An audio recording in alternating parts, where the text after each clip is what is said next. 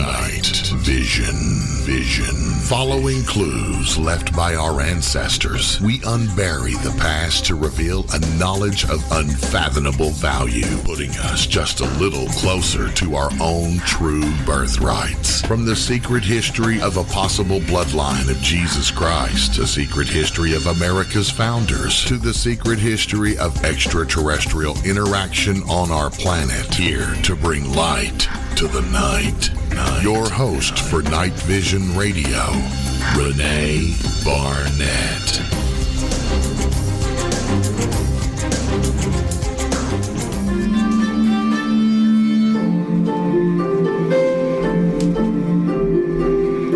How King Arthur, being shipped and lying in his cabin, had a marvelous dream, and of the exposition thereof. As King Arthur lay in his cabin in the ship, he fell in a slumbering, and dreamed a marvelous dream.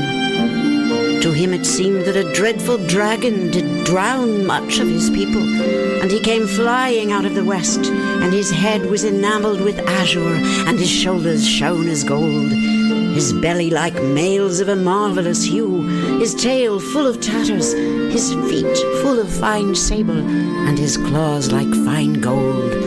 And a hideous flame of fire flew out of his mouth, like that as the land and water had flamed all on fire.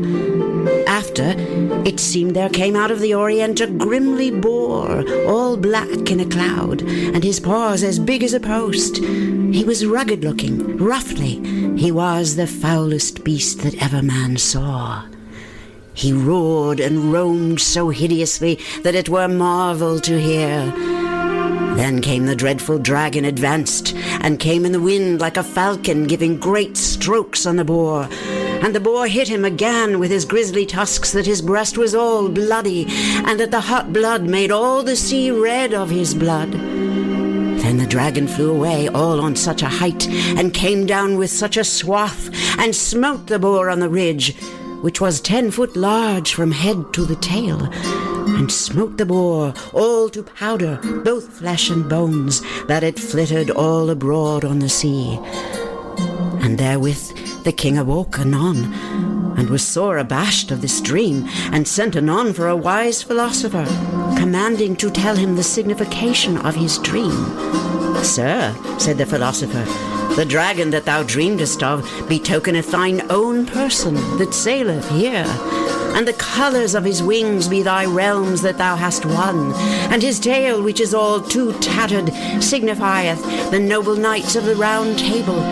And the boar that the dragon slew coming from the clouds betokeneth some tyrant that tormenteth the people. Or else thou art like to fight with some giant thyself, being horrible and abominable, who peer you never saw in your days. Wherefore of this dreadful dream doubt thee nothing, but as a conqueror come forth thyself.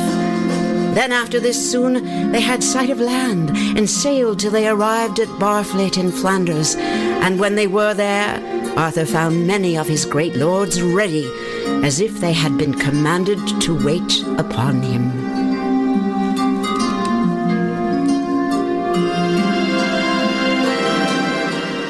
Hello, everyone. Welcome to Night Vision. I'm your host, Renee Barnett. I want to say a special thank you to the very lovely and talented Carol Carl for setting the mood for us tonight.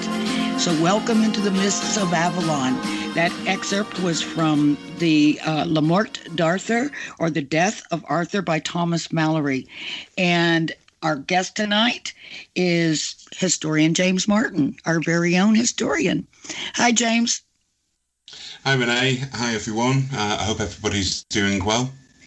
Yes, indeed. I hope everyone is doing great and looking forward to a nice weekend this weekend, as we're all sort of creeping out of our houses a little bit more each week. So hopefully everybody's got something nice planned, or just a nice relaxing weekend. But, I wanted to also let people know that on the first Friday of every month from now on, we're going to have James with us, and he's going to be exploring with me some area of history that is of interest to all of us or a lot of us. So please send in what you'd like us to explore, and we will certainly give it a shot if at all possible. So I'd love to get your ideas on what you'd like to hear us. What we plan to do is really dig deep into these subject matters, subjects of history, of myth and legend. We're going to try to cut away the wheat from the chaff and get down to what it is that we know. And then, of course, it's always fun to speculate as well. But tonight, we're going to be talking about, of course, King Arthur and the mysterious Holy Grail. So who was King Arthur? And when was King Arthur? And what is that Holy Grail? What is it? Is it an actual cup? Is it a symbol? Is it the womb of Mary who held the baby Jesus? Is it the cup that held his blood beneath the cross? Is it the cup from the Last Supper? So we're going to be exploring those ideas throughout tonight's show. And so we're going to pick James's brain like he ain't never had it picked before. You ready? Sure am. Great. Well, funny enough, just before we came on the air, we were, trying out that clip that we just played of Carol doing Thomas Mallory. And you said something about Thomas Mallory that I did not know. And you said, we could do a whole show on Thomas Mallory. Can you just give us a sketch of what you mean by that? Because he's quite a well-known figure. What was he, 15th century? 16th century? Yeah, Thomas Mallory's 15th century. He's born around 1415. No one's really too sure when he was born. We know a little bit about his life. He wrote Le Morte d'Arthur. He may have wrote a book about the wedding of Sir Gawain and Ragnell. But yeah, one of the comments before we came in there was he was a criminal and spent a lot of time in prison. Of course, in England during his time there was a period known as the Wars of the Roses. But yes, he died in Newgate Prison on the 14th of March, 1471. What were his crimes? He was a Yorkist, so he basically backed the losing side. He also was trying to play two sides off against each other, which really didn't go down too well. Double teaming, or a little double agent there. Yeah, so, admittedly, I am not an Arthurian expert. Done a lot of research into the idea and the history and the symbolism of the Holy Grail. But the whole King Arthur story, I think most of us are at least somewhat familiar. I mean, we all know the figures of Lancelot and Guinevere and Morgan Le Fay and Merlin and all those wonderful people, Gawain. But I think that, as we've often talked about, we kind of like to go back to the historical facts. What do we know? What can we reasonably surmise? And, we go back before all the layers of all the creative writing that's been done about King Arthur and try to strip all that back. And so, if I'm not mistaken, you actually don't even agree with the timeline that's being set out for King Arthur. Is that right? Or am I on the wrong foot about that? No, it wouldn't be the first time that I've disagreed with Hollywood film producers really? And Hollywood films. It might surprise you that. But No, it's the first thing to say about Arthur is if you've ever heard the phrase "the mists of time," we're about to walk into a lot of fog and into a lot of mist when we're talking about Arthur. But if you've got an idea of Arthur as being some medieval knight who's swashbuckling around. The medieval period around England, a sort of Robin Hood-esque character, then you're more than likely a good few hundred years out of date. A lot of what we know about Arthur today, and like a lot of people, I started off. I mean, the story of Arthur is my go-to place. When I was growing up, when I was little, around the north of England, there were sites littered with Arthurian legend, and so growing up, I remember watching the Disney cartoon Sword in the Stone, and finding that very interesting. Oddly enough, having a French teacher who looked just like Madame Mim, but and then reading about Arthur and all of this, and I was really taken in by the whole legend. In later life, though, I now know that that legend is very medieval, and in fact, like an onion, the story of Arthur is built upon layer after layer after layer. Not all of it true. So my role here is sort of to look at the core of the onion. And I think if we start with what we do know, and when he was around, and then we can build the layers up after that. So onions, guys. Don't know where I thought of that one, but anyway.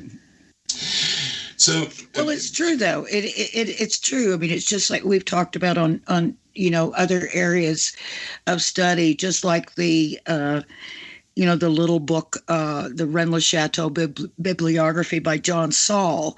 I treasure that work so much because what he did was he went back, of course, pre-Da Vinci Code, but also pre-Holy Blood, Holy Grail, to see what, was actually there in the, in the history, in the academic archives, and in publications and in literary works prior to that whole explosion, back in the early 1980s. He went back, I think, pre-1977, when Holy Blood, Holy Grail was actually in the works, and listed every single reference. And it's easier then to go back and say, oh, okay, this is where we started. And then all this other sort of got added on. And maybe some of it is right, but I think, it's always good to go back, like you said, to the center of the onion and start from there and then move outward or forward, whatever. I know you don't like to say going forward, so I won't say that, but even though I say it all the time anyway. But I think that's get to the heart of the matter, really. Is what we need to do. So let's start with the name, Arthur. Not a name, but a title, correct? Yeah, that's certainly my thoughts. Arthur, you have a Greek word, Arctur, which means great bear. So we're dealing with a lot of the names that we're very familiar with are actually synonyms for something else. So Arthur, there is a star system called Arcturus. It's the Great Bear. We've got constellations, Ursa Major, again. We've got bear relationships there. But Arthur, yes, it certainly means something like Great Bear. Not something that many people would like to be called today, although I don't know. Not really a title then, but more of a nickname. Yeah, I mean, there's a rich tradition of nicknames. I mean, for like example, Richard the Lionheart, the Roman Emperor Caligula. Caligula means little shoes. So the Roman Emperor Caligula was called Booty Kings. There is a tradition. Merlin, the poet, it literally means something like sea fort or sea defense, something like that. So you've got, we've got a load of nicknames basically. And we see this in from the Bible to other literary traditions. We see this idea of names, but if we peel back even the names, and obviously Great Bear isn't meant to be some sort of savage or anything like that, but is really an idea of some honorific name. Right. So, what period are we talking about? Would be the best place to start. I want to take you back, listeners, to the 400s AD, and in Britain. Britain is a part of the Roman Empire, and in the west of that empire, the empire is really beginning to struggle. It's dealing with a lot of invasions from Germanic peoples, the so-called barbarians. There's another nickname, barbarian, barbatus. It just means hairy people. So there's something funny in history. Barbarians, we think of these gruesome, untamed people, but actually it just means wild. Hairy, literally hairy. The word barber comes from barbatus. So we're in this period where in the West, the empire is really beginning to fall, and in Britain, we know that the last of the legions left Britain around about 410 AD. Now, you might be thinking, oh, well, I've heard something about this before. The Romans left Britain in 410. Well, no, the Romans didn't leave because everyone in Britain was Roman by this point. Certainly the armies did. And there's a letter that we still have copies of, that was issued by the Roman Emperor, that said to the people of Britain, you now need to fend after yourselves. So, thank you very much. Yes, thank you very much, but we're off now. It's been a pleasure. It's so long, and thanks for all the fish. So we're in this period, and that letter, if you want to do any more research, is called The Groans of the Britons. So we're in this period around 410, 420, and it used to be thought that the British Isles was being invaded by Saxons. In fact, a lot of King Arthur's the legends around the Arthurian legends focus around the Saxons and the invasions and various battles. But what we know through DNA testing and archaeology is that there isn't much evidence for a sudden influx of invaders from Germany. So when we're talking about the Angles and the Saxons and the Jutes, we're talking about northern Germany. The Saxons just means the people of the sea axe. So it gives you an idea what weapons they used. But there isn't much, we don't have any evidence of any major battles. So it's our current thoughts are that perhaps the Saxons were not invaders, but perhaps the invitees to come and settle and defend the islands. Now, that probably happened during the Roman period and probably continued afterwards. So, imagine you're born in 400 AD, you're 20 years old, it's 420 AD. What are you going to see around you? Well, you're not going to see a country that's in collapse, but it's beginning to fall apart. The old systems of government, so the law courts were continuing after the legions left. Magistrates, local, what were called ducs or dukes, were still running the country. But as time moves on to around the 480s, everything that you would have known, the wines that were being imported from France and Spain, were certainly limited. The country had fractured into parts. There was no longer one united province. We had more, and there is a real sense of fear. The cities and the towns and the forts that you use are abandoned, so there's not much by way of repair. Aqueducts are not working. There really is a state of collapse. And so, and are we still in the 400s? We're still in the 400s, yes. And where does the Arthurian story come out? Well, this is it. Our first insight into this period comes from someone called Gildas. And Gildas writes about the quite a damning piece called De Excidio Britanniae.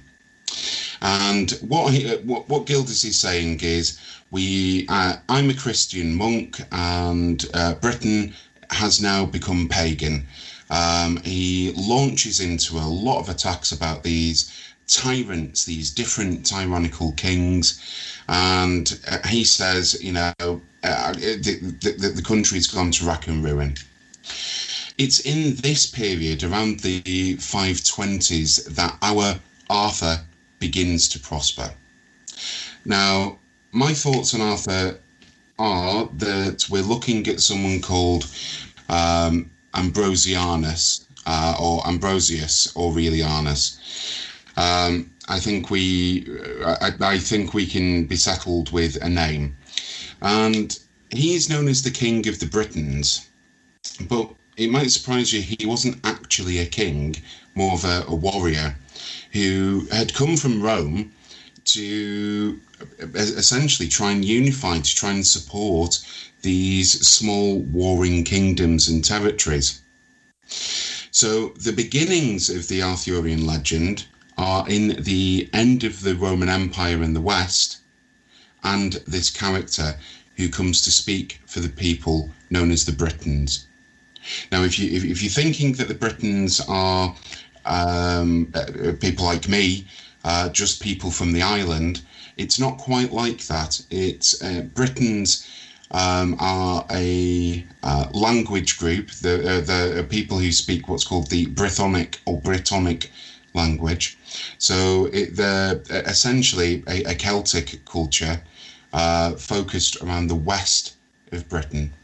And their territory, their linguistic territory, the Brittonic kingdom, if you will, spanned all the way from Strathclyde in Scotland into Cumbria in northern England to Wales, Cornwall, Brittany, and Galicia in northern Spain.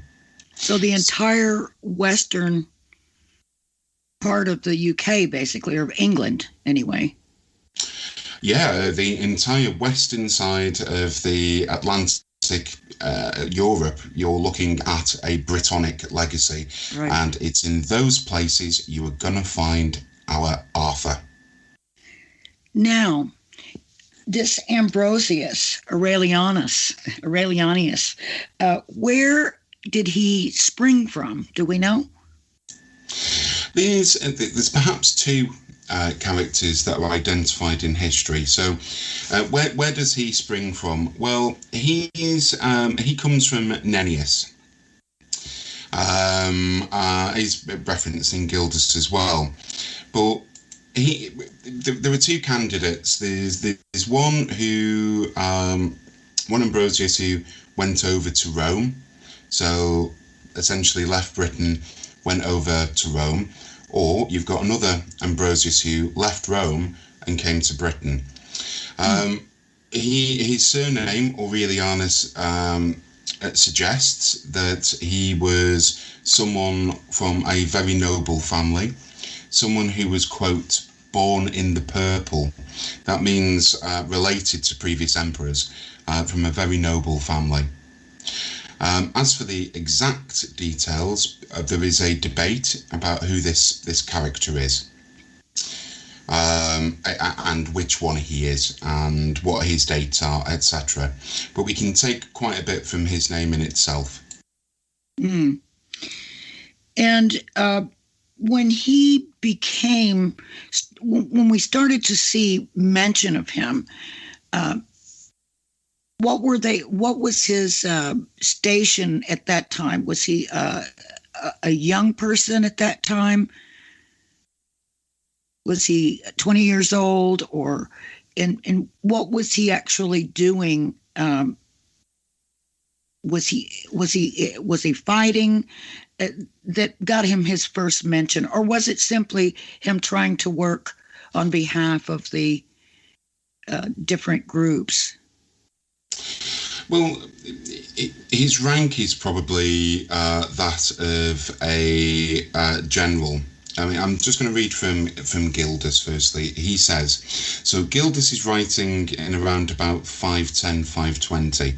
Gildas doesn't reference someone called Arthur directly, but he's writing a bit of a history. So it's either that Arthur is just coming to fruition in his time when he's writing, or that Arthur comes just slightly after.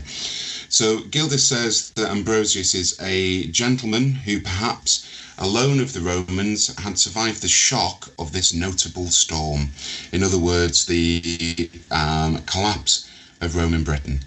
He says, certainly his parents, who had worn the purple, were slain in it. So we know that his mum and dad had died in Britain. His descendants in our day have become greatly inferior to their grandfathers. So in other words, to the Romans. Under him, our people regained their strength and challenged the victors to battle. The Lord assented and the battle went their way. Now, we know about Arthur, 12 battles of Arthur. We know, he was going around kicking Saxon behinds and all of this. That's what the legend tells us. But here we've got a glimpse of someone who is from Roman aristocracy, and we've got someone who, with, quote, God's help, has come to Britain to defend and to stop the encroachment, I should say, of other non-Brittonic speakers. So this bit where it's under him, our people regained their strength, challenged the victors to battle, really gives us a bit of a flavour as, is this Arthur? Is this who we're talking about? And if Arthur is a sort of title, an honorific, Great Bear, is it in fact Ambrosius who was the Great Bear?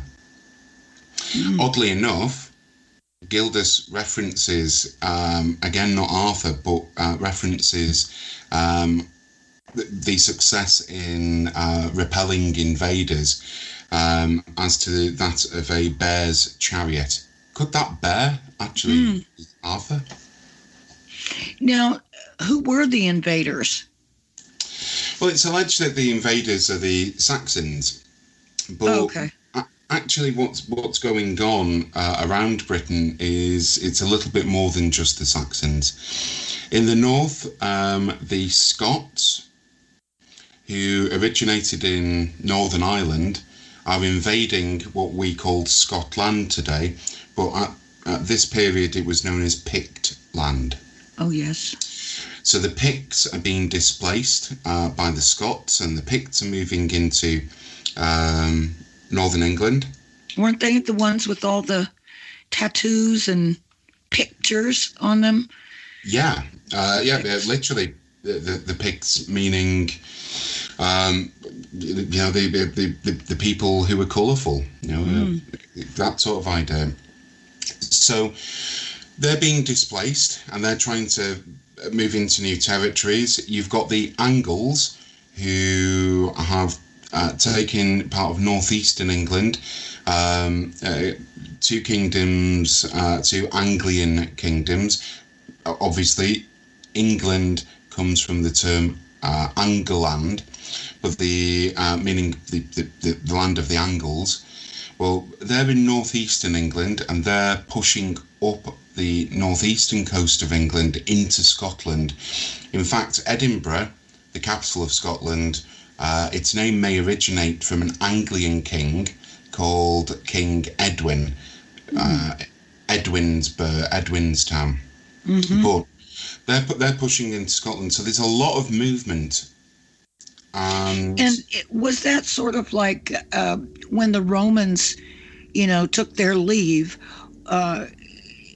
Was that when everybody says, "Okay, we're going to rush in," or was that already all going on? I mean, it's sort of like leaving a vacuum in a way. When the Romans left, it was, I would imagine, the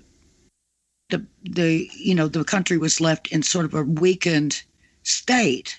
As you said, they were deteriorating. They didn't just collapse immediately, but was it sort of like, let's get them while they're down, or was it just all that was going on? People were on the move anyway. Well, people were moving anyway, but there was also a bit of that too. There was a bit of Rome had been battling with so-called barbarians for some time. In northern England, you have a huge wall, Hadrian's Wall, which was built to defend the Roman Empire from invaders. Now, if we could just go back in 390, around this period, Hadrian's Wall is breached by the Picts. So Rome had been experiencing. Do you mind just briefly explaining Hadrian's Wall to people that might not know about it? I know about it only. I knew about it before, but I know about it so well because of you. But would you explain where that is and what that was?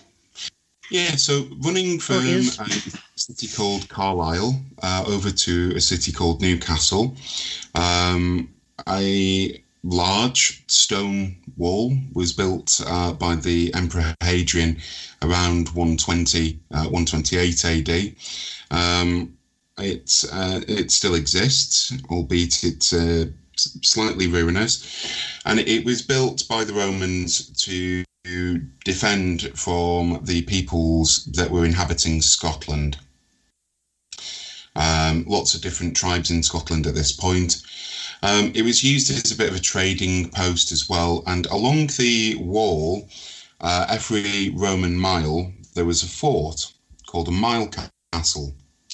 And there were other barracks, such as that at Vindolanda, at Carlisle, over at Newcastle, legionary barracks, that ended up developing towns outside of them. There was a lot of trade that went on around the wall. Now, if you're listening to me saying, well, how does that fit in with King Arthur? Well, Carlisle, is one of the key areas of the Arthurian legend, referenced a few times. It might actually be the place that Arthur went to battle in a city called the City of the Legions. So it could very well be Carlisle. Battle of Camlan, where Arthur is wounded. He kills Mordred, and where he's wounded, maybe somewhere called Cambo Glanna, which is on Hadrian's Wall. So if you imagine, Hadrian's Wall is all of it's in England, but it runs from If you look at a map of England from Carlisle over to Newcastle, it's essentially one straight line, and it was built to defend the Roman Empire and the rest of Britain. And what about, we all know the characters from the various literature and writing, and Wolfgang Eschenbach and Parsifal, the characters of Guinevere and Lancelot. Are those people that can be identified in history? Yeah, this is one of the the bit that interests me about Arthur is I've mentioned Gildas. There were lots of other works around the time. So Gildas writes in about 520, perhaps a little earlier. You've got the Annales Cambriae, the Welsh Chronicles. You've got someone called Nennius. And they all talk about, after Gildas, they all talk about this character called Arthur. But they identify, just as Gildas did, real life characters. So I've mentioned Mordred, I've mentioned Merlin already. You've got Vortigern, you've got all of these other people we can absolutely identify with real people in the past. How about Morgan Le Fay, the enchantress? Perhaps the name Morgan Le Fay is a later addition, but Morgana, yes, we could perhaps identify her. Was she Arthur's sister? Perhaps, I don't know. Very interesting. And so when did the idea of Arthur coincide with the search for the Holy Grail? So there's the beginnings of the Grail and Arthur come from around about the 12th or 13th century. So we're looking at perhaps the 1200s. This is a good 500-600 years after Arthur was around. And Arthur, there's a lot of mythology with Arthur, a lot of Celtic mythology, what we would call perhaps pagan mythology. So I'll talk to you later about the Sword in the Stone and some of the bits and pieces. But yeah, it's not until the 11th, 12th century that really the church, it becomes a very useful idea to have this sort of Christian warrior sent from Rome, to go and turn a group of people who were pagan into Christians. And you've got quite a lot of this chivalric idea, the whole point of the round table, for example, is so that everybody's equal. You've got all of that. And it's not until then. Now, let's talk about the Holy Grail and the quest for the Holy Grail. What is it? You see, exactly.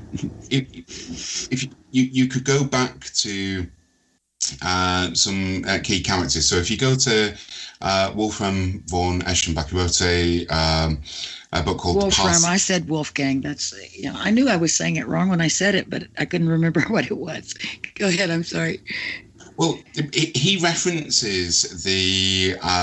He doesn't say the Grail.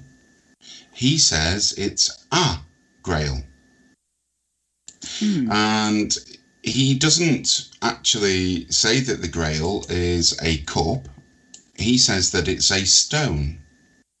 That's right. And that it's, and there's various... Grail stone. The Grail stone. Now, this develops into the Philosopher's Stone. But if you look at his description, it reads somewhat like a meteorite. This sort of stone of power and whatever else like that. And it's black as well, yeah. And isn't it magnetic? Yeah.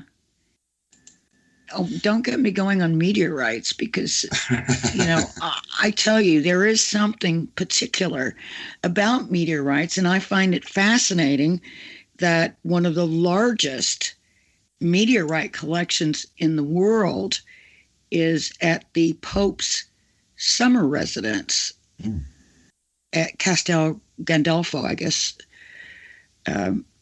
is the name of it. Anyway, but it was really strange because, you know, the Vatican has these powerful observatories, including one right there at Castel Gandolfo. And then, of course, there's that gigantic one here in Arizona, which is called Lucifer, I think.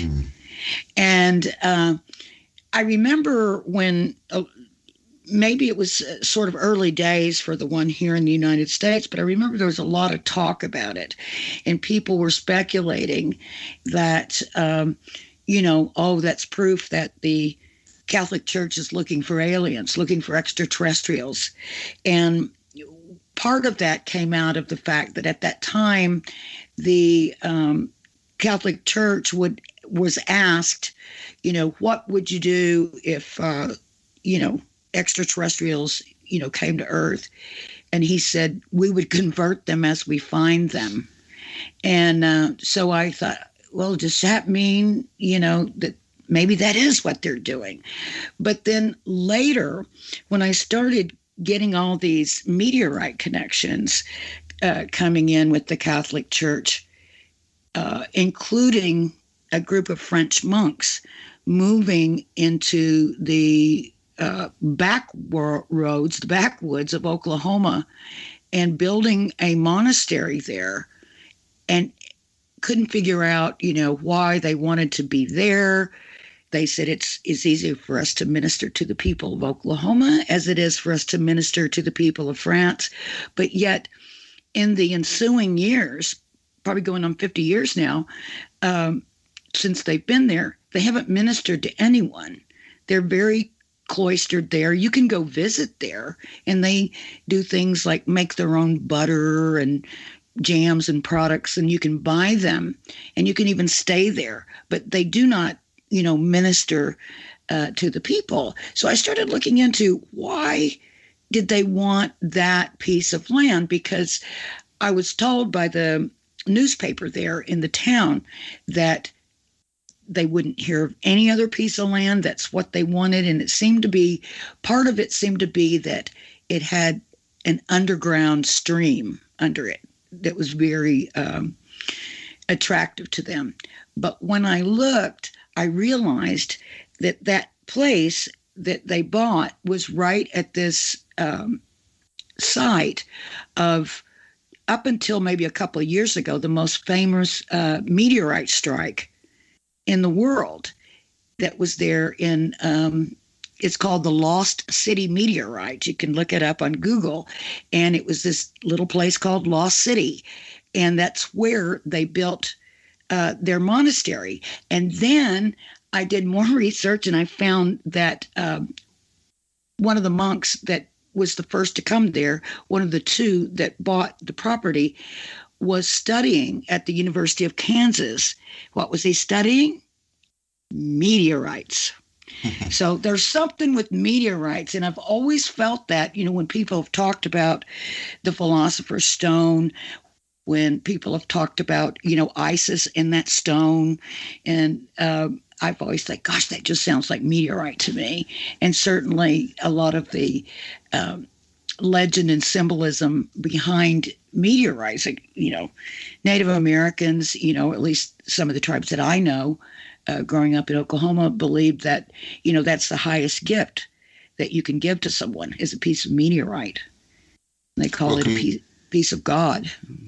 Completely off topic, if you look at things like the Ark of the Covenant, I do a lot of work with people who work in the nuclear industry. If you look at the Ark of the Covenant, you know, gold, wood, that sort of thing, it actually doesn't look too dissimilar to a nuclear reactor shielding.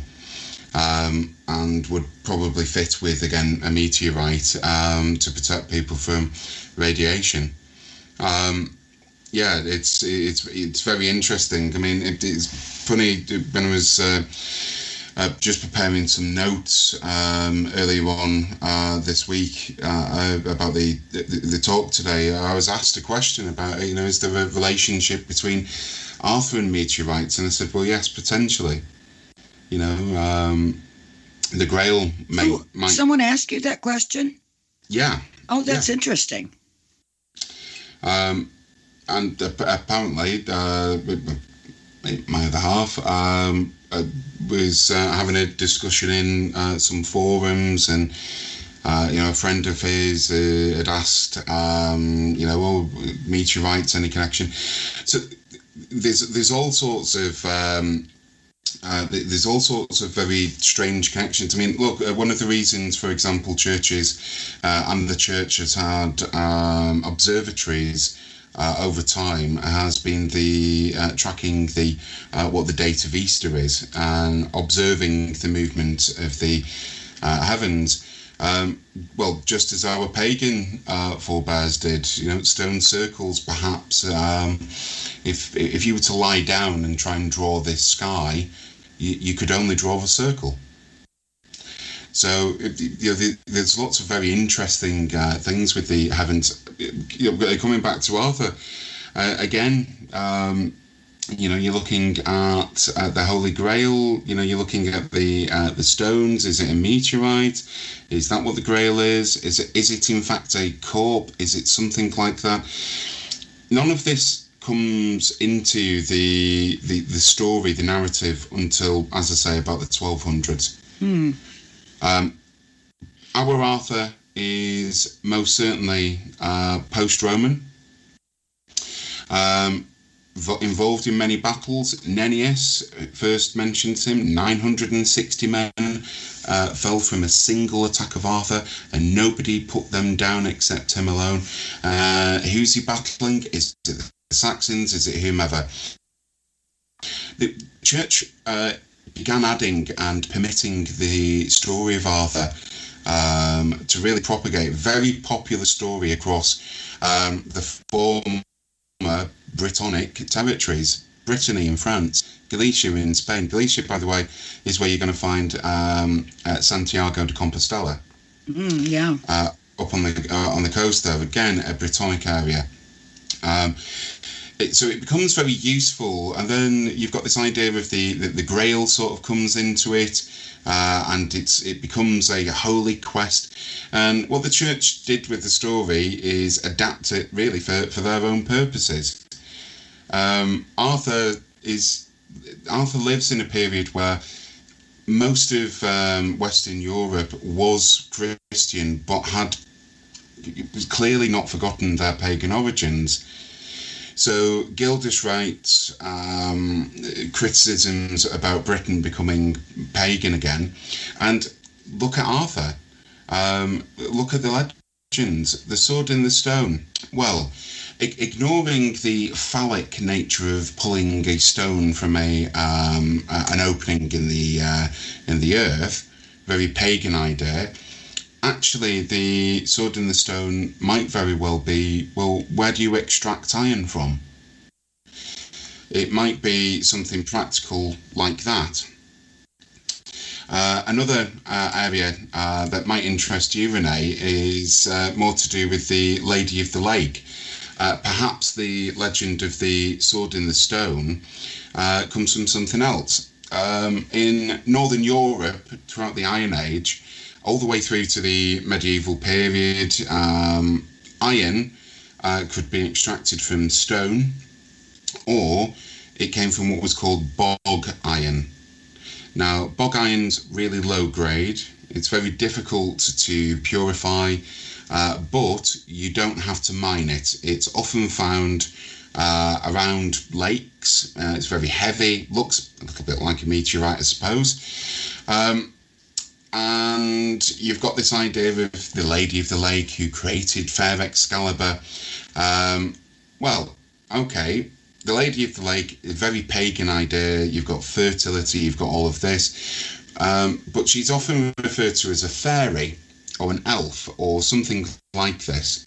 And if you look at the traditions surrounding fairies and elves, they tend not to like iron. But might it be, in fact, that the Lady of the Lake was, in fact, more of a iron worker, a smith, a blacksmith, or something like this? Yes, let's get rid of our stereotypes. Could it be? Yeah, I wasn't gonna say anything. if that is the case, and it is a Celtic deity, and it is a Celtic deity of smiths that we're talking about, well then the deity that we're referring to, the deity of smiths and ironworking, was Bridget. What? Yeah. So,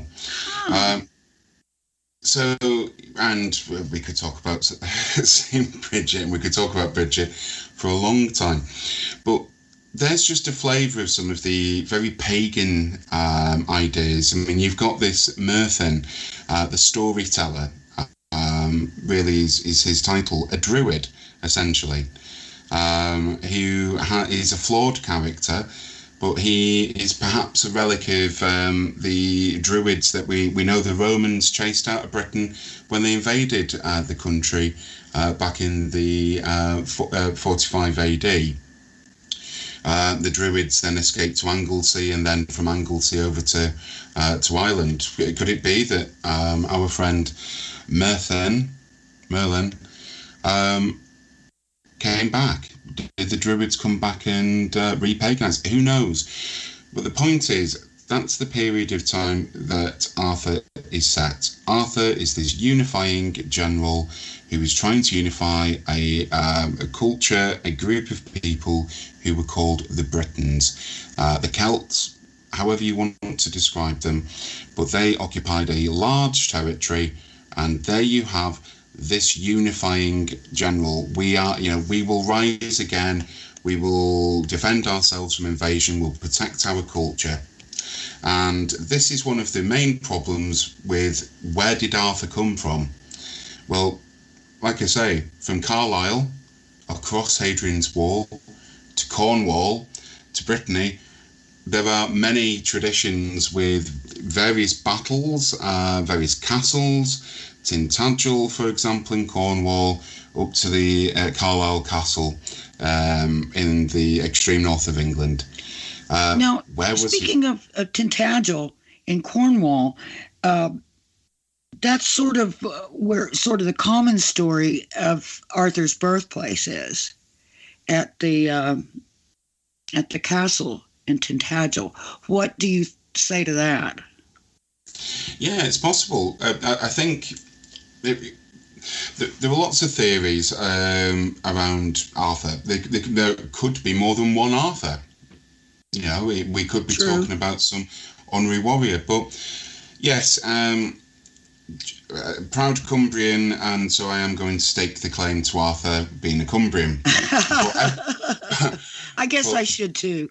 Yeah, but I suppose if you want to look at it, everyone was Cumbrian. If you were Briton back then, everyone was Cumbrian. That's right. Yeah, I certainly think that there is a lot of folklore, perhaps some evidence of this idea of Arthur being in Cornwall for sure. I think if he was a character, well, he must have clocked up the air miles. But here's the thing: the Brittonic kingdom occupied a lot of coastal areas. So the rivers and seas were really the highways of the Dark Ages and the medieval period, for that matter. So it is possible for him to have travelled around. But yes, I think Carlo. There we go. That's Cumbrian bias. Cornwall does have a claim to him. And now, I know they had all the western coastline there, straight down the country. And then, of course, they had Brittany and areas, on the French side. Were there any was any of the territory on the east coast of Britain Cumbrian at that time? You're looking at a kingdom called Reged. Yes. So it's sort of a sub-kingdom in this way. How far it extended is a real problem. Just like Arthur, there's a lot of debate. You've got one side, yes, Arthur was real. The other side, no, he wasn't. He was, it's just a story, an allegory. You have the same with how far did Cumbria extend. It's possible. In fact, I'm just going to invite your listeners to consider the name Camelot. It could very well be the two contenders for you. So the first, Camelot, Caerleon. Caerleon means city of the Legion in Welsh. And Caerleon is a place in Wales, in southeast Wales. It could be Caerleon became Camelot. Equally, Caerluil, which was Carlisle, could be a contender. But how about this? There's a Roman town, Colchester, which is sort of northeast of London, so really deep on the wrong side of the country. But its Roman name was Camalodunum. That sounds close. It sounds close, doesn't it? It does, but you know what? We're going to have to hold it right there, and let's continue this discussion on the possibility of where Camelot really lies, and when we come back after the break. So I hope everyone will stay with us, and we'll be right back.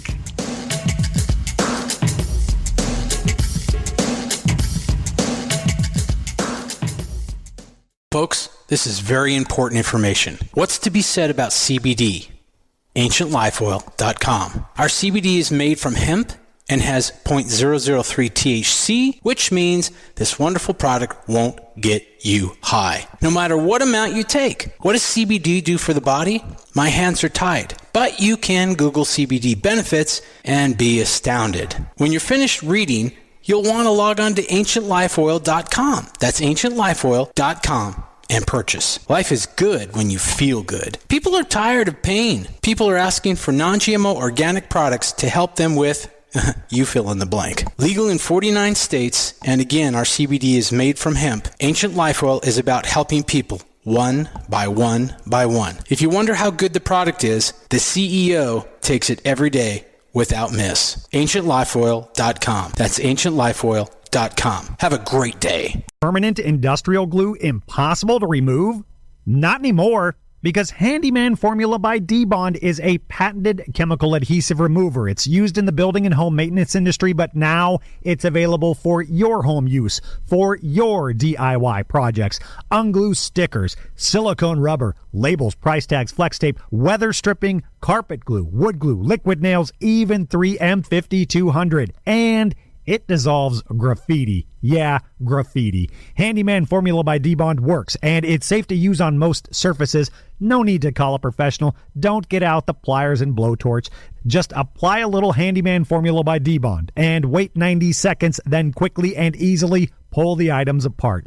Get unstuck. Visit DBondHandymanFormula.com. That's DBondHandymanFormula.com or call 561-575-4200. Handyman Formula by D-Bond. Welcome to the new KGRA digital broadcasting website, thekgradb.com. Here you'll find great new content, including the KGRA Classics, great shows from our archives. You'll be able to see the show times and information so you can see what show is currently on air. the on-air live button. So just go to this section and you'll be able to hear the show live with exceptional sound quality. We also have the Vault section. Make sure to subscribe to get access to great content and special features. We have the make content for our latest news and events, so make sure to sign up and you can be part of our forum. So make sure to check out the new KGRA digital broadcasting website, the KGRADB.com. We look forward to seeing you there, and we hope that you enjoy the new website. Hey members, the new KGRA DB app is now available on iOS and Android devices. Gain on-demand access to any KGRA DB programming. Download any show directly to your mobile device to listen or watch on the go. Go to the App Store and search KGRA DB. Now you have the inside contact for alternative talk radio. These guys are the best. KGRADB.com.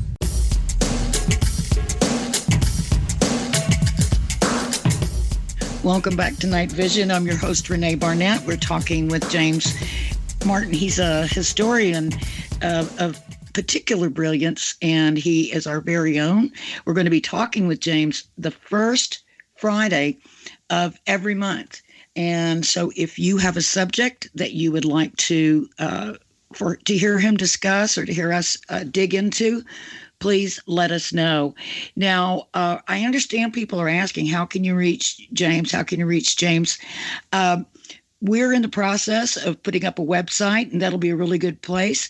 But right now, if you need to contact him, you can reach him at captainjamesmartin@gmail.com if you want to reach out to him. So anyway, I just gave out your private email, James, so I hope that's okay. That's absolutely fine. I knew it would be. Also want to remind everybody that a few weeks ago, we had our friend Jonathan Bankin, author and journalist, on, and he was in the process of completing his new book called Close to Zero. It's now on sale on Amazon. You can pre-order it. It's going to be released sometime this month, but go over and have a look at it. And Jonathan does really good work, and he is very, very thorough. So have a look at his new book called Close to Zero. And I want to remind everyone right now that we have a chat room going all the time, that we're live on KGRA. Just go to Discord on your Discord app or online and look up KGRA, and you'll be right in there with us. And you can certainly send questions and comments, and our wonderful producer, Bill, will share those with us. So if you've got a question or you've got something to say, please feel free to do that and join in with us. So thanks, everyone. Now, we were talking about, what were we talking about, James? I can't remember. We were talking about something about Arthur. Yeah, something about Arthur, something about Grails, and I think we were talking about the different ideas about the Grail for one thing. But I know that there's another legend, a story that's sort of linked up with all this, and it's the idea of the Green Man or the Green Knight. And I have to say, I've never quite understood that. Would you mind enlightening us on what is the Green Man, or what was the Green Man, and what did it really represent? Was it a real person, or what was it? The Green Man is a really intriguing, fascinating character, creature, whatever. In history. If anyone who's listening to this is planning a tour of Europe or France, I'd invite you to go and play Spot the Green Man in any medieval or earlier church. They're carved at Rosslyn, yes, at Chartres, even a mutual friend over in Selby, who had pointed Selby out Cathedral. there were lots of green men, and she said, "Oh my word, I hadn't noticed."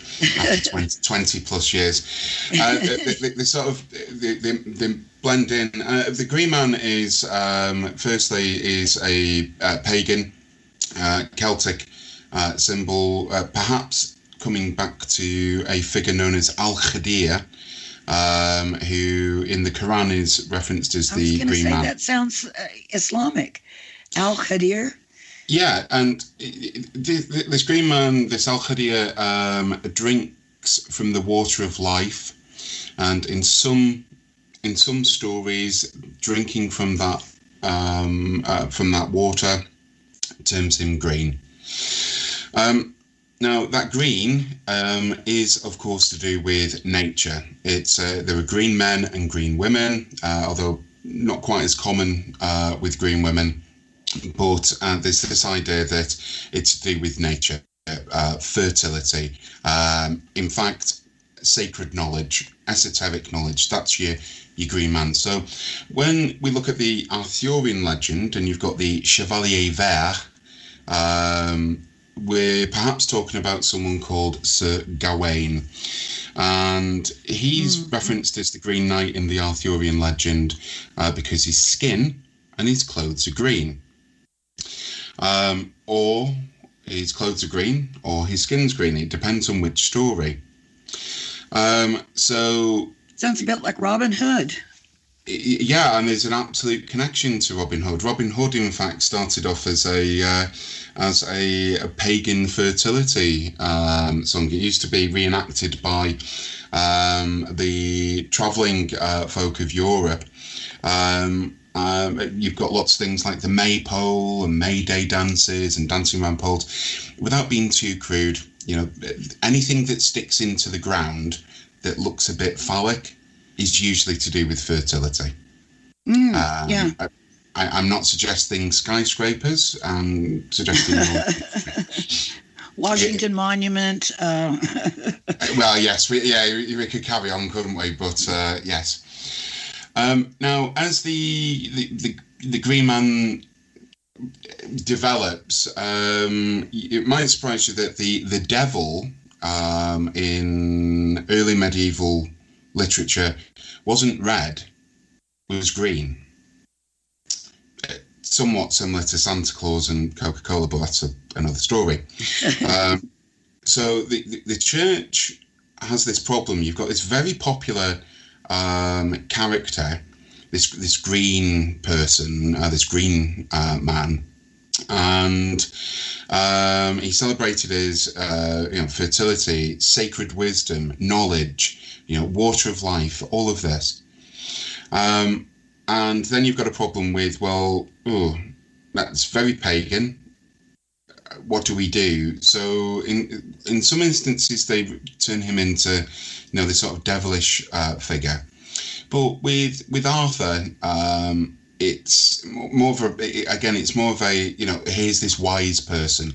Arthur, the story, we start off at the end of the Roman Empire. It's collapsed. You've got this unifying person, and that's probably the real Arthur. But we're now moving on to the 1100s, the 1200s. So if we go to Thomas Malory,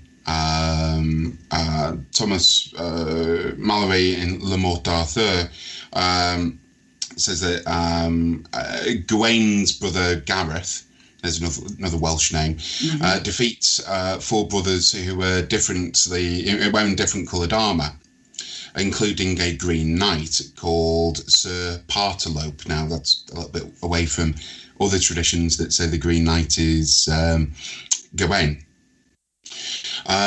Those knights then joined the Round Table. Curiously, around this time, Saladin is also referenced as a bit of an insult, perhaps, as the Green Knight by Christians, but perhaps celebrated on the other side of things. See, like I say, you've just got this character. So the Green Knight is either a hero or a devil. Right. Yes. That's a bit confusing. It is, but it's by the 1100s, it sort of merged between, you've got Celtic and Christian ideology merging in with a bit of Arabic influence too. Mm-hmm. In other words, this knight is wise, from the earth, and again, you can see why a king, Arthur, or warrior would want to have someone like that around with him at his round table.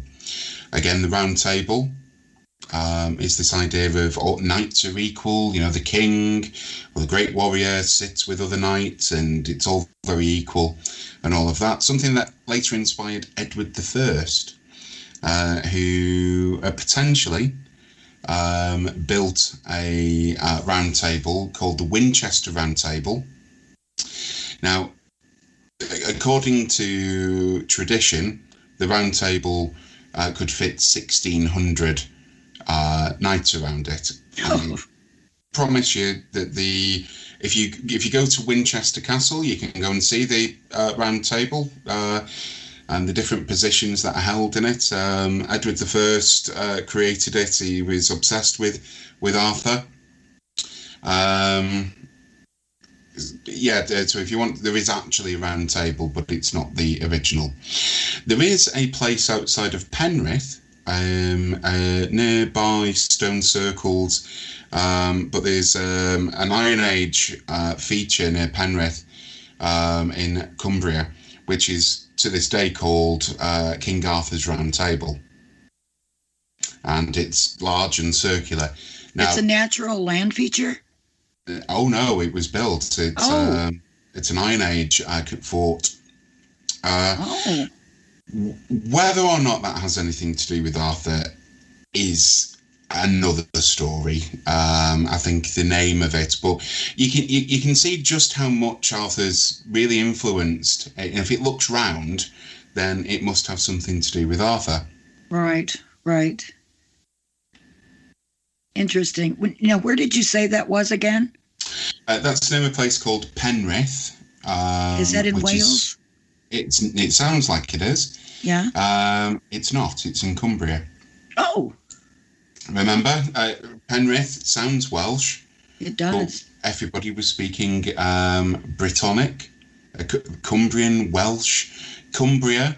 The Welsh call them the Welsh word for Wales is Cymru. It means land of our fathers. Cumbria in northern England is named as such because there is that sort of Welsh Cumbrian connection in terms of language. Right. So now we were talking a little bit during the break about the origins of the story of the Grail being a cup.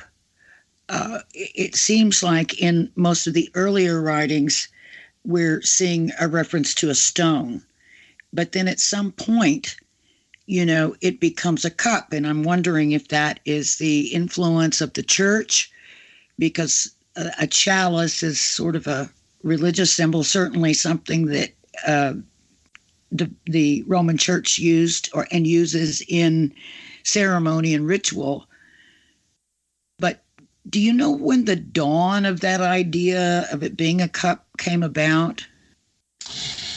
Yeah, the idea of it being a cup, the first real reference, certainly that I've come across, is from the 12th century, and this is someone who's very appropriately named Chrétien de Troyes. Huh. Chrétien means Christian in French, yes. So it's a bit of a play on words, I think. But he refers to a vessel. Now, the word vessel, are we talking about a cup? Probably not. We're probably talking about a dish. And we're probably talking about a dish that would contain seafood. Perhaps salmon, of all things. And like a bowl. Again, yeah, you sort of getting into, feeding the 5,000 kind of idea. But yes, it's a bowl. Now, And probably not that fancy. No. So, how can I put it? We wouldn't be talking about the Holy Grail that we know today, but we'd probably be talking about the, holy crockery, or the holy dish. So we've had the holy stone, we've got the holy dish, but we've got this idea of a grail, a graal, as being some sort of vessel. Really, it's a character called Robert de Boron, who's a sort of mediocre poet, who's writing in the late 12th century. This is late 1100s, early 13th century, early 1200s. And he wrote a series of poems about Joseph of Arimathea, some poems around Merlin. There's not too much known about him, but he really is one of the first to begin linking some of the stories of that Joseph of Arimathea using a grail from the vessel from the Last Supper. He's really one of the first who begins to use this idea of a drinking cup, something like that was used to catch Christ's blood in this way. And he was the person who began linking it again with the sort of quest of the knights to find the Holy Grail. Eschenbach, again, talking about lapsit exilis, which translates to great stone, in this way. So by the 1100s, we've got sort of different interpretations to what this Holy Grail might be. I should also just give some else. There are historical author, Ambrosius, Aurelianus. There is perhaps, and I say perhaps, and I can hear, professional historians, if you will, screaming at me, but there is perhaps a reference to something like a grail in terms of knowledge that might go back to the 8th century. It's not referenced as a grail, but the idea of being imbued with supreme knowledge and what have you, it is something that occurs quite a lot in the very, very early stories of the Grail. So let's throw that onto the table as well. The Grail. Eternal knowledge, stone, dish, cup. To me, the search for the Holy Grail, rather than being a mission to, find a cup, always seems to me like, it might be an initiatory journey. And it's what you learn along the way that is the real Grail. That, although, that's just my own opinion. But it sounds reasonable that it's an idea or an ideal that you're trying to reach for yourself in your own development. Does that make any sense at all? Yeah, and I tend to, it's my view as well. You have this idea of, again, with the Green Man, you've got this idea of going right the way back to really deep paganism, this sort of idea of, drinking water of life, and it being imbued with knowledge somehow. It's in all the stories. You could go back to variations of it in terms of things like the Roman cult of Mithras. This sacred cow, and obtaining sacred bull. Obtaining eternal knowledge from that.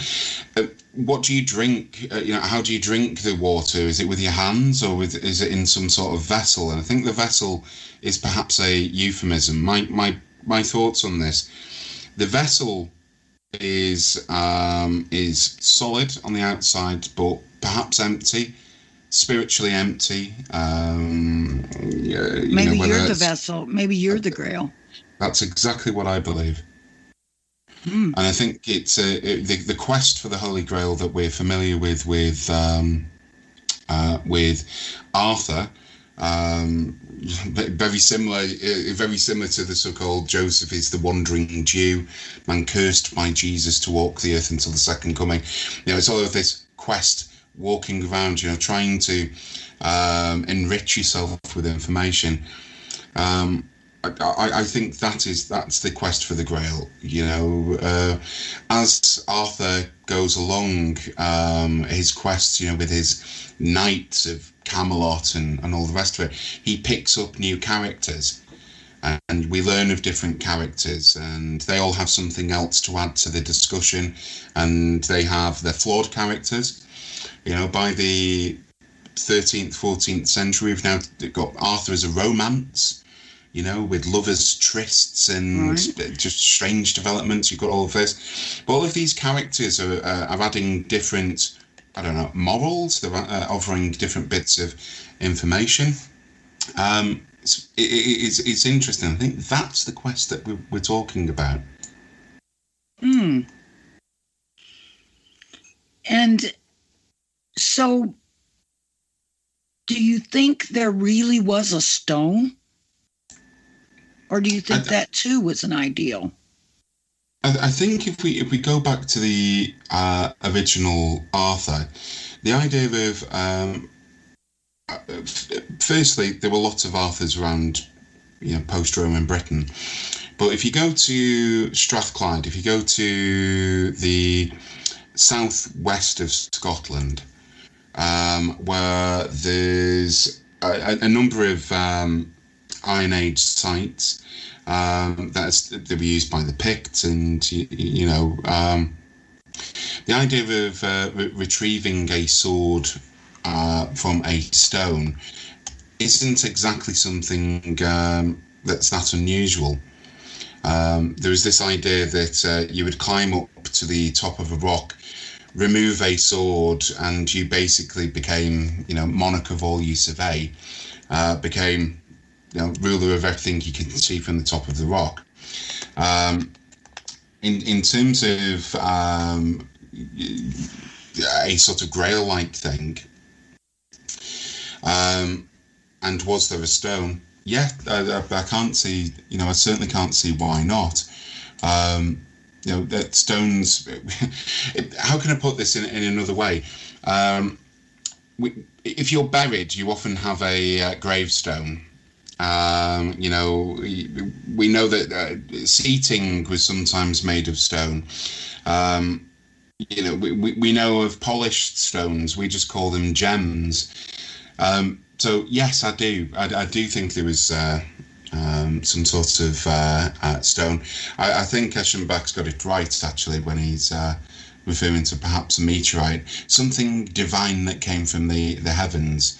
Not only are they rare, but perhaps could give you some sort of spiritual knowledge. That might have been the belief. Yeah, and I wonder where that stone might be today, if indeed it did exist.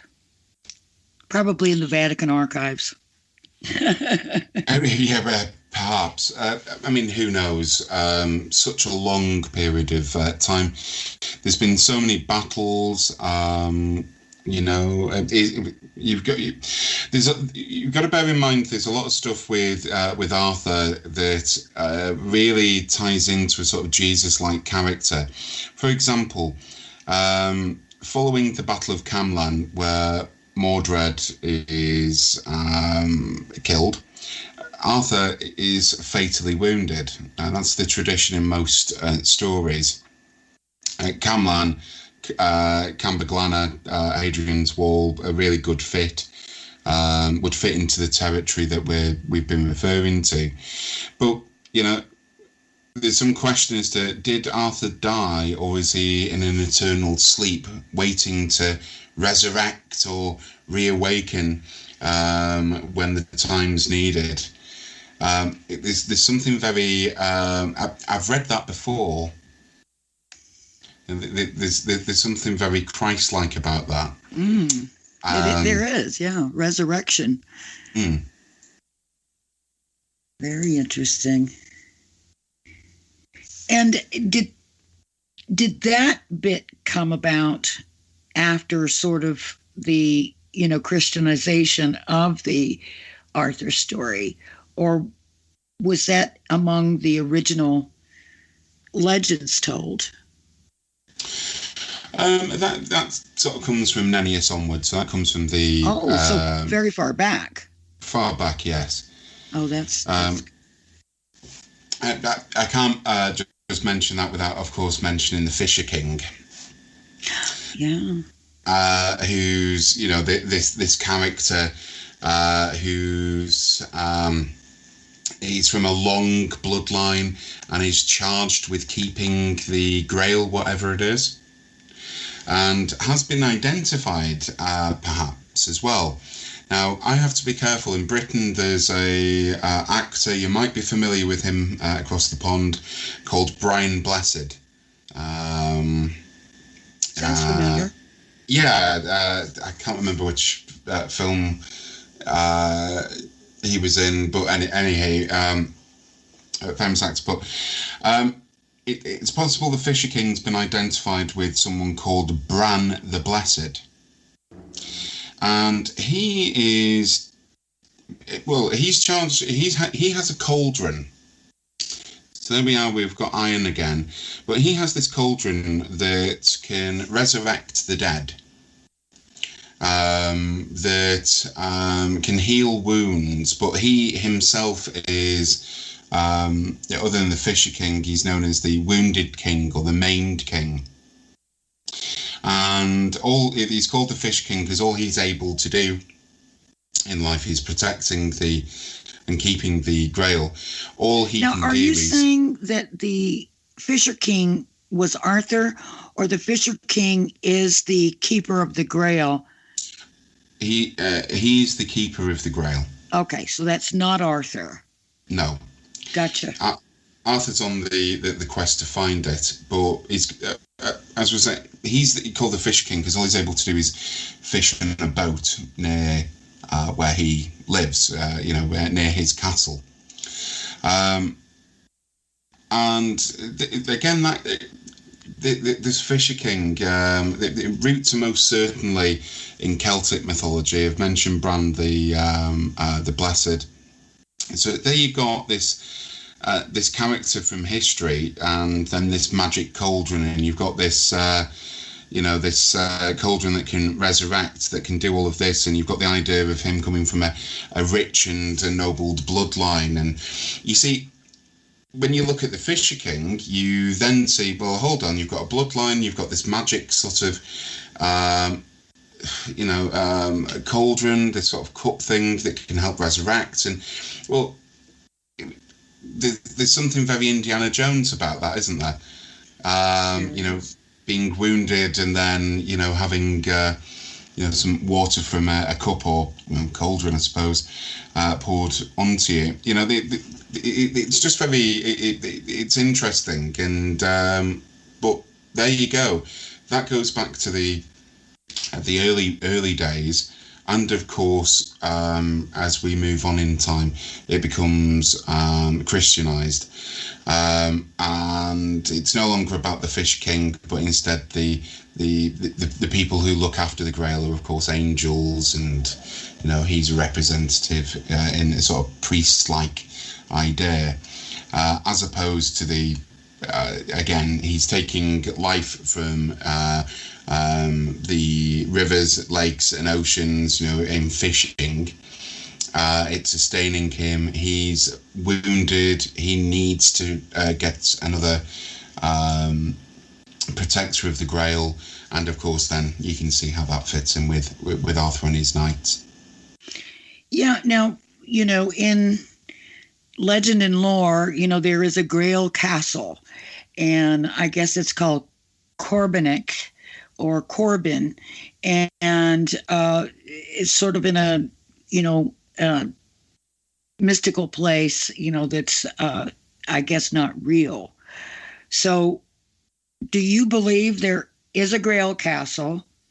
And do you have any idea where it is? What are some of the ideas that you know of? I mean, I've heard, obviously, with all our connections with Southwest France, I've heard it implied that Montségur was the Grail castle.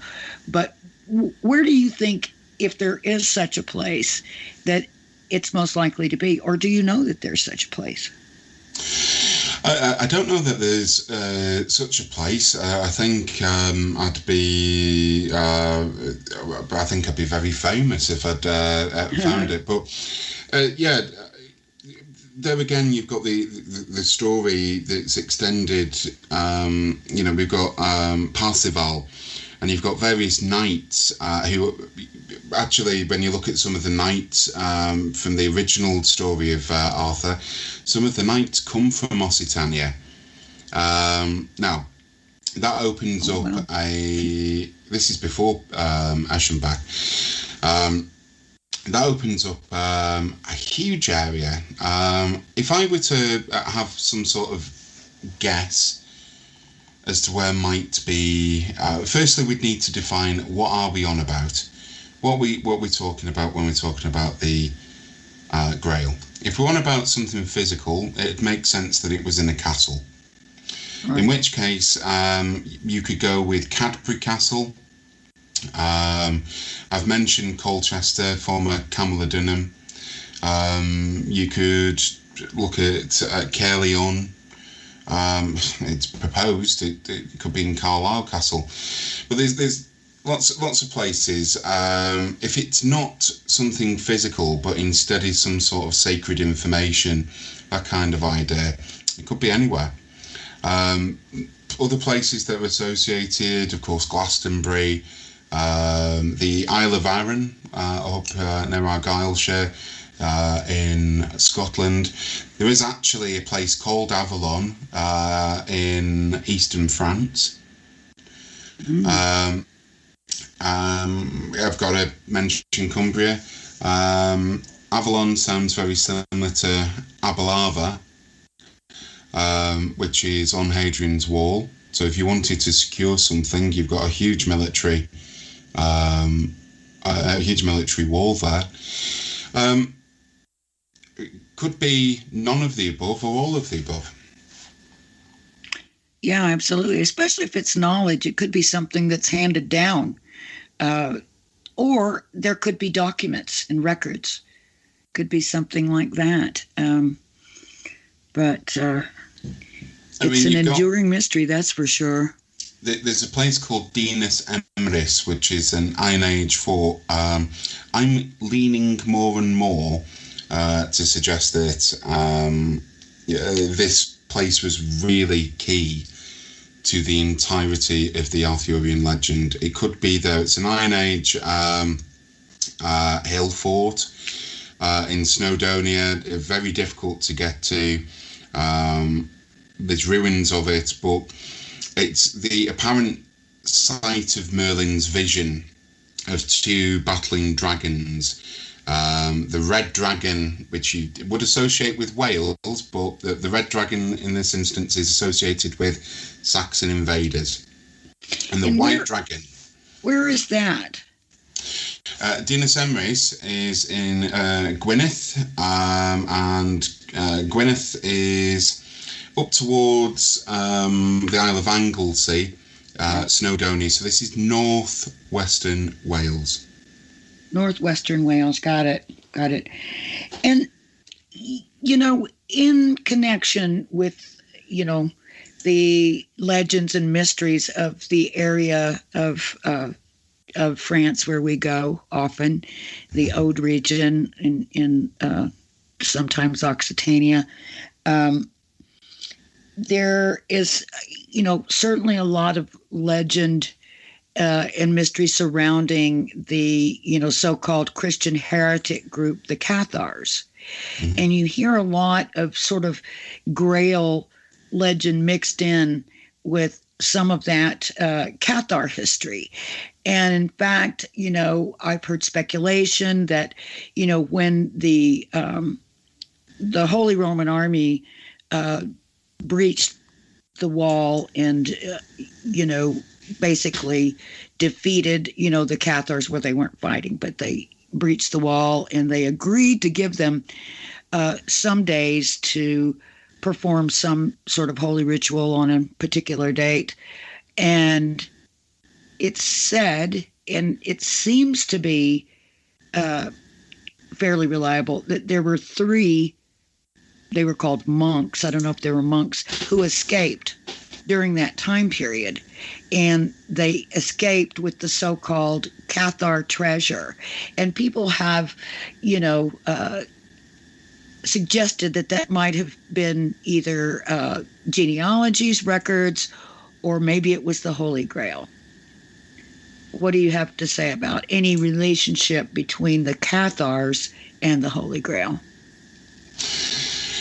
I think that if the Grail has evolved over time, and our current thoughts are it's perhaps knowledge. The Cathars had been around for... the Cathars were not a sort of religious group that we would think of today. It was a belief system. And that belief system had been around in this area of France for at least 1,000 years. Perhaps originating some of the reincarnate beliefs from as far away as the Indus Valley. I think in terms of knowledge, there most certainly has been persecution the word heretic just means freedom of thought, really. Or different thinkers.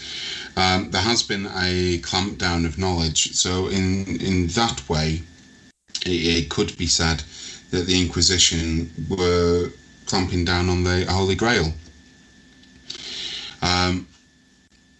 What that sacred knowledge is, you'd then be getting into the esoteric nature of things, of, a so-called bloodline.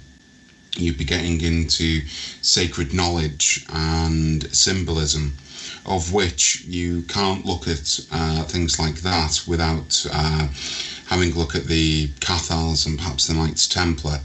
Whether or not they had any sacred knowledge is up for debate. What I'm saying here is, is there some sort of key to wisdom, some sort of universal knowledge? I don't know, some sacred library? Is that what we're talking about? Perhaps. I always, whenever anybody mentions libraries, I always hark back to the library at Alexandria that burned. And, I just know that some of that material, must have been saved and secreted among some of these families or something like that. At least I hope that's the truth. I hope everything wasn't destroyed. But I think, oh my goodness, what would we find if that still existed?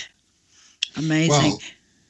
Well, you want to look at libraries. The largest library wasn't at Alexandria, was actually the Library of Tyre, which became part of the Ottoman Empire. If you want to look at a very enlightened civilization, you need look no further than the early Arabic Caliphate, who were using penicillin, for example. We didn't rediscover it until last century. They were plotting most of the stars, Bellatrix, for example, Gamma Orionis in the Latin. Bellatrix is an Arabic name. They were mapping the stars. Did they get some sacred knowledge, or did they just keep information that had been amassed that was being persecuted in Europe at the time? Here we go. Was Arthur the Holy Grail? There's the idea in the pagan tradition is perhaps that Arthur is in fact a representation of the land. And Arthur and the land, he's this orphan. There's a lot of the sort of water deities. There's a lot of deities around Arthur.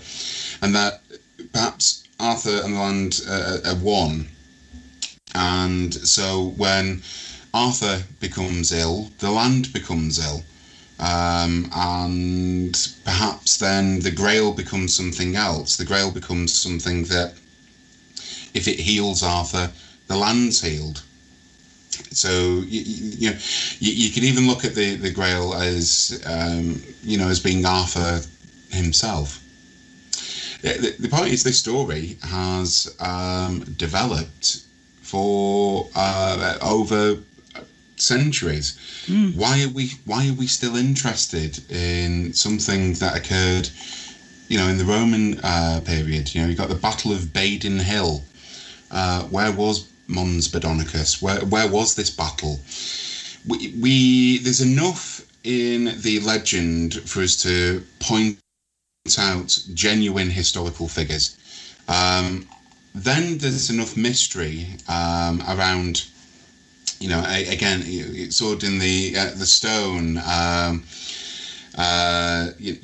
that kind of idea. There's a lot of mystery. Who was Merlin? Was he in fact a wizard? Coming back to the Disney cartoon, did he have a rather angry sort of owl around him? Is that true? There's enough mystery that, and there's enough license that we've been able to add to it. I mean, look, any good story has a hero and a villain, and there's conflict. Where you've got that, you've got the wise sage. This white beard. I often find white-bearded men tend to be very wise. A little nod to our friend Tim. Yep. You've got the fool who's perhaps not as foolish as he is. You've got a sacrificial lamb. You've got the lover's tryst. You've got the rebels, the tyrants, the sort of witch. These obscure figures. You've got it all. This story was born in a reality of a very terrifying reality, really, that society had broken down. The person who could wield the sword, the strongest person, became the local king. Gone was any religious belief. You were returning back to beliefs of old. I wonder if electricity were to shut down, what religions would re-emerge, if any. It's born Could out happen. of this. It happened in Texas. Yeah, but it's born out of this terrifying place. And Arthur, for the people, the legend, or the character, certainly inspired hope to those post-Romans, and we still have it today. We still talk about Arthur. In fact, if it wasn't for the story of Arthur, we wouldn't have Dan Brown's Da Vinci Code. That's right. Is it the Da Vinci Code? Sorry to say this, Dan Brown. I enjoyed. I enjoyed it, the book, kind of, but you've just rewrote King Arthur. Isn't Tom Hanks's character really Arthur on a quest for the Holy Grail? Yeah. But what about the idea that Arthur is us, or sort of a role model for us, sort of like Jesus is? You mentioned the idea he was sort of Jesus-like, and maybe he is, the way that he came in and, defended, his homeland and reunited the different areas that had, sort of split apart and that sort of thing. Maybe, it's some sort of message of an example for us to follow, of bravery, of, he must have applied some diplomacy, because you don't really unite people by battling. You unite them by through diplomacy and working things out together. So do you think that could be a possibility, that he's an ideal? Yeah, absolutely. You, like I say, you go back to the original Arthur, you've got a group of people speaking the same language, Cumbric, Brittonic. Brittonic, by the way, is spelled Brythonic. It sounds very similar to Britain, the country, but it's spelled differently. Yeah. But here we go. We've got the Kingdom of Reged, Strathclyde, all of the rest of it. All these fractured kingdoms. This character comes to unify that people group. And what does he do? Well, Gildas talks of a period of peace. He has, there were 12 battles, an interesting number. He battles evil, if you will. He battles invaders. He protects, and what follows is a period of prosperity. That is until the final battle. Nice story. So, of course, and how else can we look at Arthur? I suppose you could say, well, a bit like Jesus, there's some anecdotal evidence this person existed. The point isn't whether Arthur existed. It's not really whether Jesus existed. The whole point is, what lessons do we learn? That's it. Well, here's what Arthur did. He had knights. He had people with him from around the world. I've mentioned from Occitania. I haven't got time to go through all 1,600 knights, but from Occitania, from the Cathar areas, basically. He had people from all around the world who were there giving him information and discussing things in a open way where everybody was treated as equals around the round table. Perhaps actually some of our leaders, our world leaders, could do with rereading that legend. We can accept and understand different people's viewpoints without having to go to war, to battle. We've got a spiritual journey. Surely the quest for the Holy Grail is each of our lives. It's a spiritual journey. Now, you have listeners, you all have your beliefs. I have my beliefs, Renee has her beliefs. They're all fine. We all have our individual beliefs, and that our belief systems have strengthened or weakened, it doesn't matter, as we've gone on a quest, and that quest is life. We learn things. We learn by speaking to each other. That's Arthur. And couple him with some really cool ruins and some really interesting additions to the story of Arthur as we get past the medieval period and then into the Elizabethan period and onwards. Absolutely. Oh, my goodness. Well, I've learned so much tonight about Arthur, and I love discussing, the Grail, especially, ideas about what it is and what it means. And really, it does sort of just intertwine with Arthur because it's really one and the same to me. Yeah. But, I don't want to get too late. I know we got about maybe 9 more minutes or so. But I wanted to, if we could, talk a little bit about the book that you've been working on that was begun by our dearly beloved Tim Wallace Murphy, God rest his soul, and that you're finishing up for Tim. And you had some input in it before Tim's passing. So I know the name of the book is They Did Not Come to Conquer. And so what are we talking about? We're talking about groups of people who were visiting the Americas before Columbus, who didn't come with swords, they came with trade, that perhaps visited, to explore. We're talking about the Norse, we're talking about the Romans, perhaps the Egyptians, and all of this. And yes, there used to be a frequent conversation between me and Tim. And he had the bare bones of a manuscript, but as he asked for me to edit it and flesh it out. Yes. And then, as I was editing, it came to the Kensington Runestone, and I said, "That's not the translation. Where the hell did you get that from?" And it was some book he'd read and quoted. And I said, "No, this is what it says. You know, it's not about conquest, it's about exploration.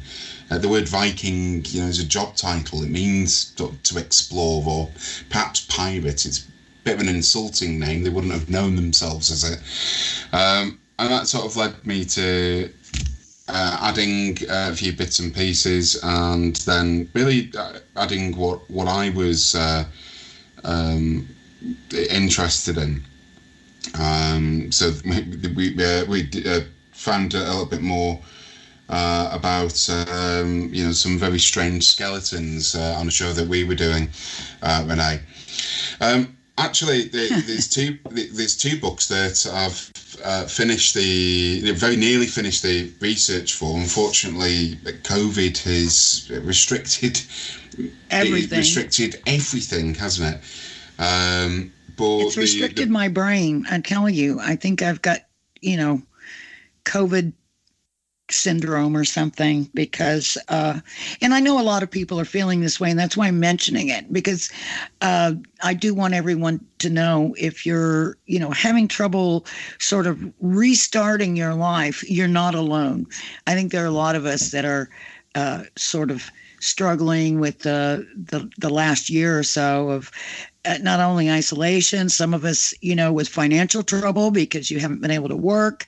So, don't feel like you're alone. Don't feel like there's anything wrong with you. I think there'd be something wrong with you if you weren't a little off, from all this. So, but we're going to get back on track, I feel, very, very soon. Just on that, I've been lecturing this week, so hello to my diploma students. Hi, students. I've just been lecturing this week on the effects of stress on the body, and of course COVID's come up. Yeah, if you're waking up strange hours, sleeping, doing whatever, your body's trying to it's trying to respond to very unusual situations. The number of people who've reported things like brain fog and just not the ability to focus. Please don't think that if that sort of describes you, or changes in appetite, that kind of stuff, please don't think that it's just you, because it's not. This is affecting many people. Brain fog, inability to really get excited or interested in something.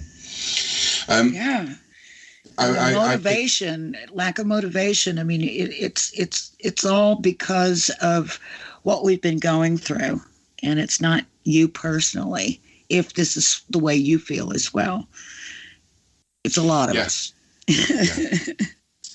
But it's we'll be fine. COVID has interrupted some research, so I'm currently looking at what happened to the Templars after they were abolished. So how that was merged, how the order merged into things like the Order of Christ in Portugal. Perhaps they continued in Scotland. I'm really excited to look more into, King Alfonso and and all his worldly goods and properties that he left to the Templars, when he didn't really have very much to do with them. So that's going to be really interesting, because I feel like there's more threads to follow down through Catalonia and on into Spain, don't you think? Oh, absolutely. And then maybe Portugal as well. Yeah. And then maybe up in Scotland, with the Cistercians. I mean, I would imagine. And what about Malta? Did some of the Templars end up in Malta with the Knights of Malta? Some of them did. Mostly they sort of they went in lots of different ways. Some of them sort of went underground, perhaps originating with modern, or being the origin of modern Freemasonry. Some of them went into the Teutonic Order. Spain and Portugal, they just changed the name. Order of Christ in Portugal, as I've said. So yeah, they sort of went in their own ways, and they were being hunted down by the Inquisition. Yeah. So yes, there's all sorts of bits and pieces that's just very interesting. I can tell you what the final sentence to the book is, because I've already wrote that. Okay. So, folks, in summary, the Templars are still with us today. Well, that's what I wanted to ask you is, have you, and if not, is it possible to identify descendants of some of the original Templars? And I wonder if there'd be anything, within those families in the way of, documents, information, artifacts, anything like that. Well, in short, yes, but Renee, we have a common heritage on different sides of our family, right, albeit going quite a way back. We're descendants of some characters associated with King Arthur. As descendants of Urien of Reged. Oh, really? Yeah. Oh, that is wild. I love that. Well, we'll get into that again. I mean, we're never very far away from the Templars, it seems. We always end up back with the Templars because they're just so fascinating. Well, and with the Templars again, as the Arthurian legend begins to develop, medieval period and all of this. Well, who were the Templars?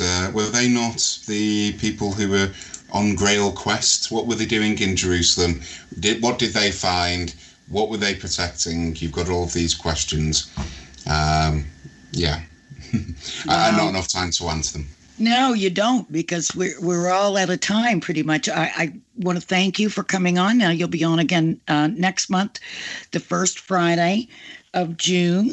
And who knows, maybe another couple of shows, we'll be doing the show live from Rennes-le-Château, from the Jardin. Who knows? As soon as I can get over there, I absolutely will, now that flights are open, and airfares are just despicable right now, though. But anyway, thank you again, James, for joining us as ever. And hope everyone will join us again next week on Night Vision, when my guest will be our KGRA's very own Race Hobbs. And he and I are going to be discussing strange stories of the Ozarks.